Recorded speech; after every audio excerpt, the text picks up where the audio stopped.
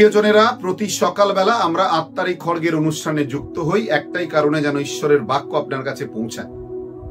প্রতিদিন সকাল যেন আপনি ঈশ্বরের বাক্য দ্বারা শুরু করতে পারেন।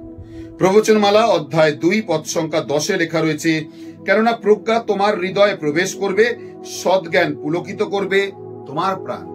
যে মুহূর্তে তুমি ঈশ্বরের বাক্য শুনবে, ঈশ্বরের বাক্য তোমার মনকে পরিস্ফুটিত করবে এবং ঈশ্বরের বাক্য তোমার প্রাণকে এক নতুন আত্মা, নতুন কৃপা, নতুন অনুগ্রহ দান করবে, যেন মানুষ জানতে পারে ঈশ্বরের বাক্য দ্বারা তুমি পরিচালিত। আপনার হৃদয়কে তার কাছে খুলে ধরতে হবে। যে মুহূর্তে আপনি তৈরি নিজের হৃদয়কে খুলে ধরার জন্য, ঈশ্বরের বাক্য আপনার জীবনে নেমে আসবে এবং ঈশ্বরের অনুগ্রহ আপনার জীবনে কার্য অবশ্যই করবে।